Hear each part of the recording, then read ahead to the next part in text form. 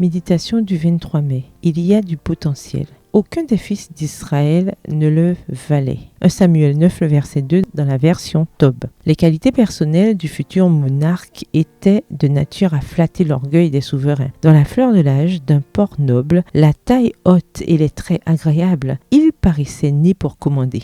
Mais malgré tous ces avantages extérieurs, Saül était dépourvu des qualités essentielles qui constituent la vraie sagesse. Il n'avait pas appris dans sa jeunesse à réprimer l'impétuosité de ses passions, ni senti la puissance transformatrice de la grâce divine. Texte tiré du livre Patriarches et prophètes, au chapitre 59 à la page 592. Le Seigneur a fait en sorte de ne pas lancer Saül dans une position de confiance sans lui avoir accordé la lumière divine. Le jeune monarque devait recevoir un nouvel appel et l'Esprit du Seigneur vint sur lui. Il en résulta qu'il fut transformé en un homme nouveau. Le Seigneur donna à Saül un nouvel esprit, d'autres pensées, d'autres buts et désirs. Cette lumière, avec la connaissance spirituelle de Dieu, le plaçant sur un terrain avantageux, devait lier sa volonté à celle de l'Éternel. Saül était doté d'un esprit et d'une influence qui le rendraient apte à gouverner un royaume si ses facultés étaient soumises au contrôle de Dieu. Mais les dons mêmes qui le qualifiaient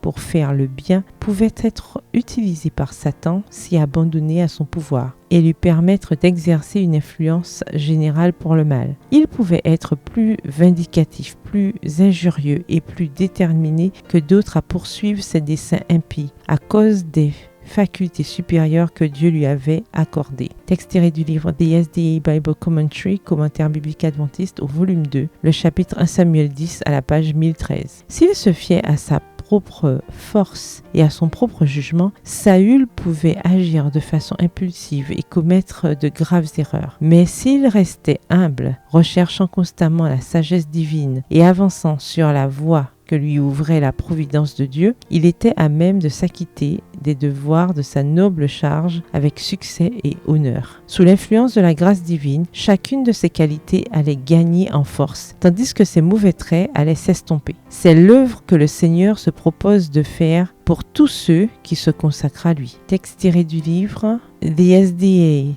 Bible Commentary, commentaire biblique adventiste, le chapitre 1 Samuel 15 aux pages 1016 et 1017. Bonne soirée et que l'Éternel vous bénisse.